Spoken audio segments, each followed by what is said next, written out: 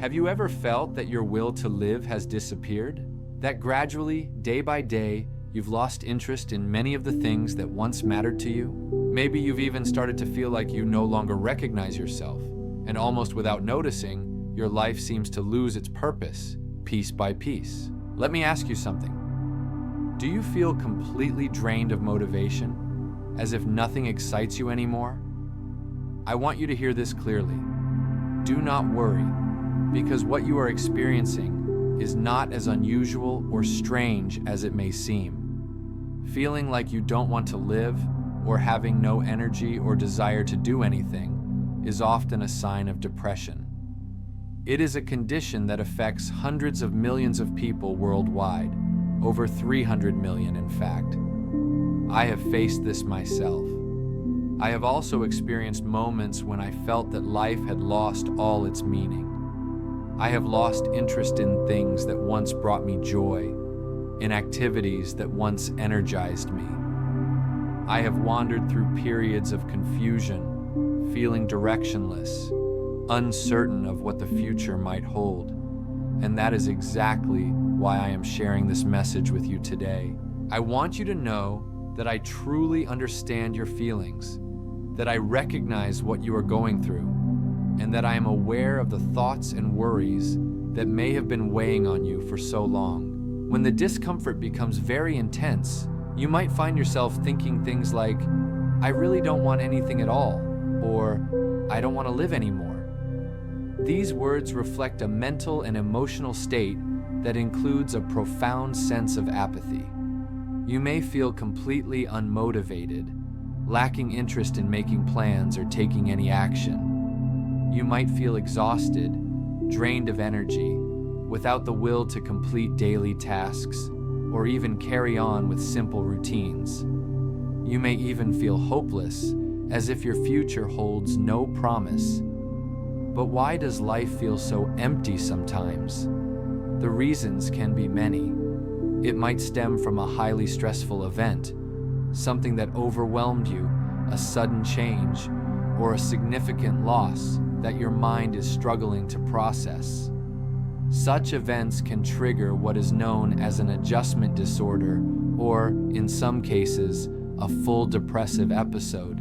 Sometimes, the cause lies in past traumas, painful experiences that have left deep scars, such as abuse, mistreatment, violence, or other events that have had a lasting emotional impact, and that, even today, have not fully healed. Childhood experiences can also play a role, shaping personality traits that predispose someone to low moods. Traits like dependency, self-criticism, or pessimism can make it easier for depression to take hold. But it's also important to know that there can be biological or chemical factors at play, changes in the brain's chemistry that affect the regulation of mood. Hormonal fluctuations, too, can influence your emotional balance, whether due to pregnancy, menopause, or dysfunctions in glands such as the thyroid. The losses you are feeling, or the lack of motivation to live, might even be connected to some underlying illness. Ultimately, only you can truly know what is causing these feelings, what sparked this lack of desire, and what specific pain or experience remains unresolved within you.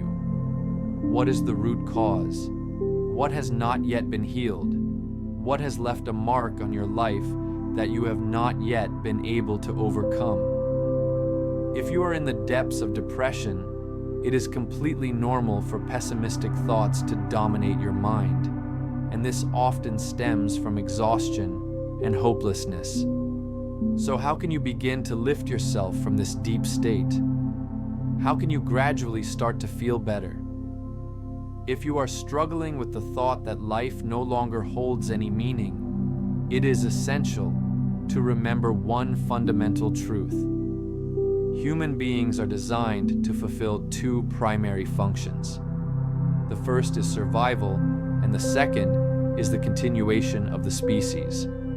This means that our bodies, our minds, and our brains are naturally equipped to ensure our own survival and, in turn, the survival of humanity. In other words, the desire to live is hardwired into us. So what can you do when that desire feels completely gone? How can you regain even a small spark to keep moving forward? I wish I could wave a magic wand and give you an exact formula. Do this, and everything will be fine. But I will not lie to you. There is no such simple solution. It doesn't exist. What I can do, however, is share some practical steps that can help you reconnect with yourself, regain a sense of direction, and begin to feel even a little better.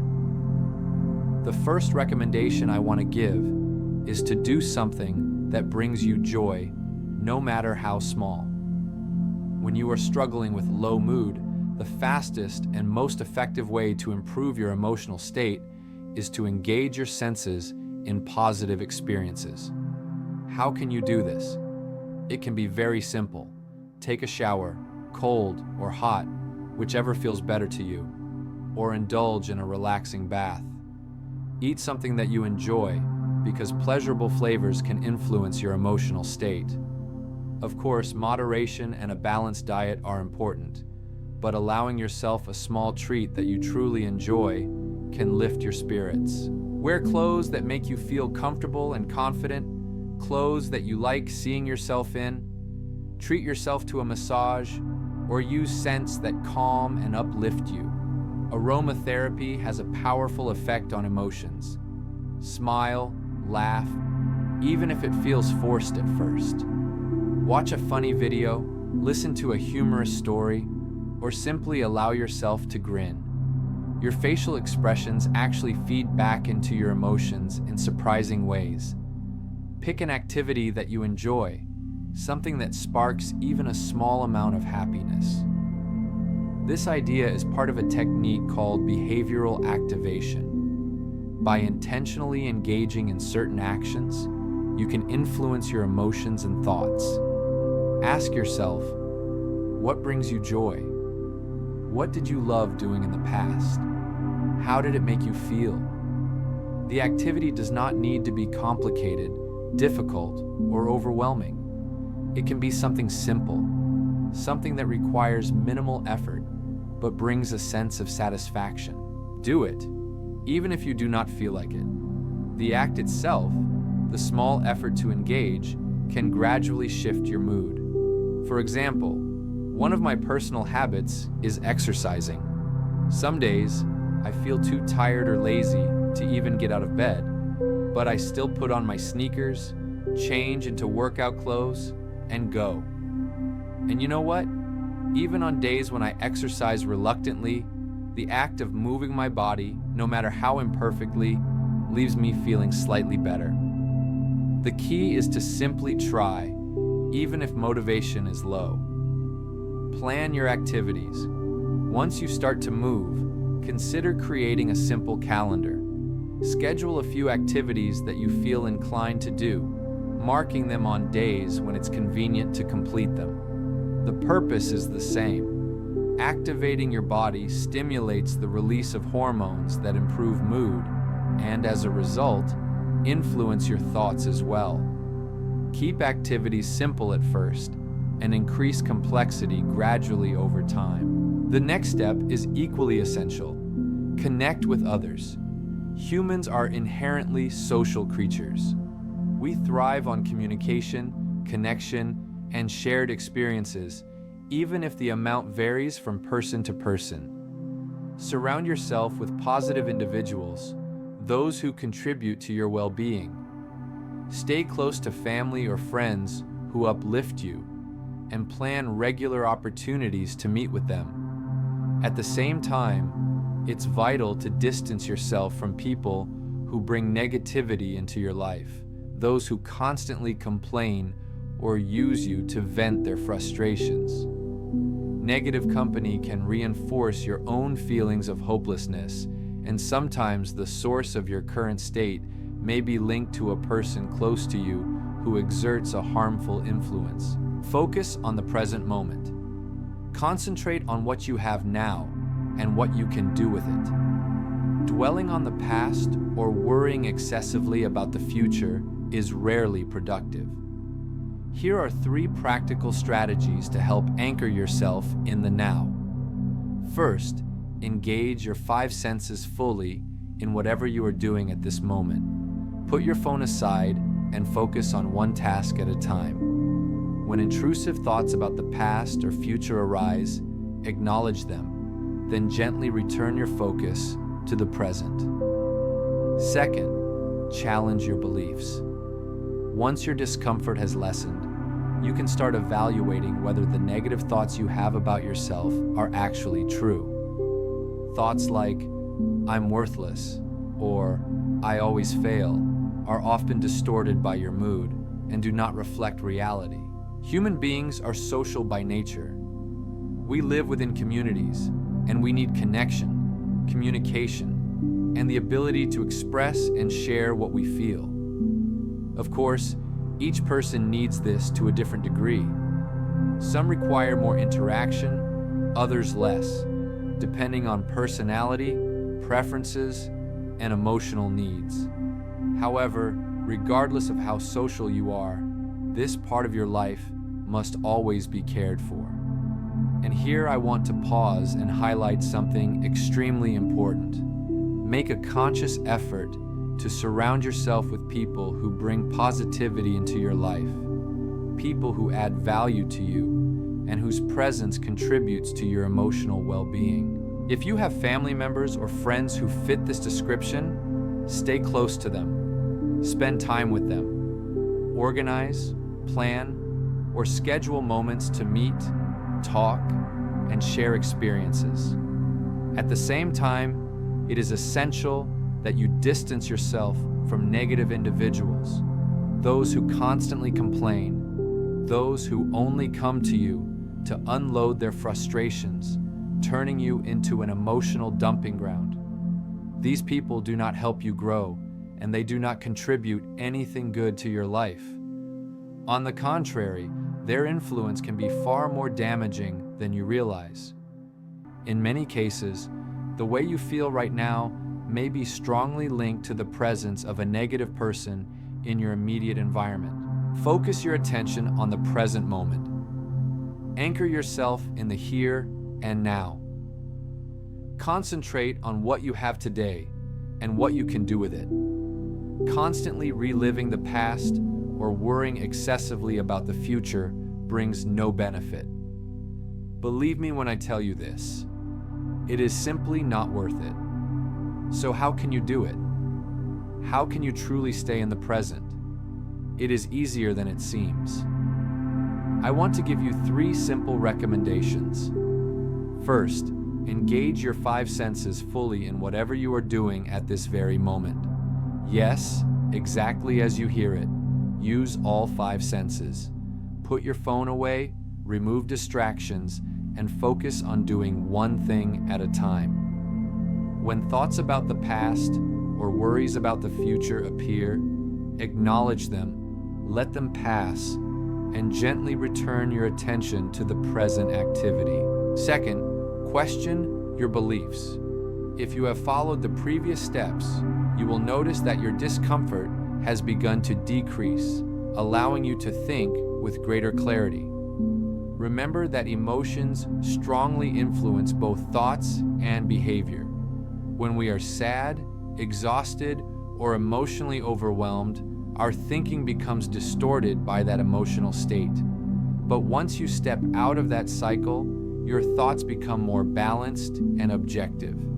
That is the ideal moment to challenge and restructure your thinking. Do you find yourself thinking things like, "I never do anything right," "I'm useless," "I'm not good enough," "Everything goes wrong for me," or "Others are always better than me"? If these thoughts sound familiar, it is time to confront them. Ask yourself honestly, is what I am thinking truly real? Is the position I am placing myself in actually accurate? I can assure you that it is not. These ideas are not facts, even though they may feel very real. However, believing them affects your belief system, your behavior, and your emotional state. Your brain does not distinguish between jokes and reality. If you constantly tell yourself that you are worthless or incapable, your mind will accept it as truth. Everything begins with a pessimistic idea, an untrue thought born from emotional pain or low mood. The key is that once you identify these distorted thoughts, you gain the power to replace them. And how do you do that? By consciously adopting the opposite perspective. The human mind is incredibly powerful, more than you can imagine. It has the ability to transform your life for the better, or, if left unchecked, to harm you deeply. That is why it is essential to be mindful of what you think, because your thoughts shape the direction your life takes. Now find meaning in your life. Take time to reflect on what truly matters to you. What activities excite you? What are you good at? What do you genuinely enjoy doing? What purpose does your existence serve? What do you want to contribute? Not necessarily to the world, but to the people around you, to your family, your friends, your partner, your workplace, your community, your neighbors. How do you want to be remembered? What do you want people to recall when they think about you? This is deeply personal, and you do not need to have an answer immediately, but you do need to start asking yourself these questions. How would you like to be remembered when you are no longer here? What legacy do you want to leave behind? Life is about transcendence, about leaving a positive mark on others through your actions, your kindness, and your values. Think about it, reflect on it, meditate on it, and return to these questions often. Set goals for yourself because this is fundamental. Ask yourself, what would you like to try? What skills would you like to learn? What do you want to achieve in the coming months? Goals should be clear, specific, realistic, and achievable. And do you know why this is so important? Because setting a goal, committing to it, and achieving it creates a deep sense of satisfaction and well-being. It also has a powerful positive impact on your self-esteem. Accomplishing goals strengthens your abilities, improves your self-image, and reinforces your belief in your own effectiveness. You do not need to set enormous or overwhelming goals. Simple objectives are more than enough, as long as they bring you personal fulfillment, but give them deadlines. Do not just say, I would like to. Be specific. Say, by this date, I will do this. When you write your goals down and give them structure, they become real. This is the first step toward making them happen. This is how commitment to yourself is built. However, do not overload yourself with too many goals. If you set too many objectives and fail to meet them, frustration will follow. Choose goals that are truly achievable. It can be 1, 3, or 5, but commit to them fully. And when you accomplish them, allow yourself to feel proud of what you have achieved. Finally, and just as important as everything else, take care of yourself. Truly, take care of yourself. Get to know who you are, respect your boundaries, be assertive, treat yourself with kindness, and above all, practice gratitude. Be thankful for what you have instead of focusing on what you lack. Because in the end, your life and the way you experience it depends largely on the perspective you choose. You will be okay. I truly believe that. It was not a coincidence that you listened to this message or clicked on this video. I hope that at least one small idea stayed with you. If that happened, then sharing this message was worth it. Because let me tell you something, I too have often lost the will to continue living. There have been countless moments in my life when I felt completely unsure of what the future held for me. Times when I felt utterly adrift, as if I were floating without direction or purpose. And it is possible that we can remain in that state for a long stretch, days, weeks, months, or even years in the worst-case scenario. But even if we spend many years lost in the darkness, if we start searching for a way out, if we begin looking for solutions, I promise you that sooner or later, life will bring good things back into our path. I have always maintained that in life, we are faced with two fundamental choices. One, to dwell in complaints, to cry endlessly, and to let pessimism take hold over all the things that have gone wrong, over every mistake we have made. Or two, to allow ourselves a brief moment to grieve, to shed some tears, and then stand up and take action. To work diligently, to push ourselves, to strive for our own growth, for the love we feel for life itself, for the people we cherish in our lives, and even for the love of those who have yet to enter our lives. Because life does not end with the misfortune we just experienced, nor does it end with the losses we have suffered.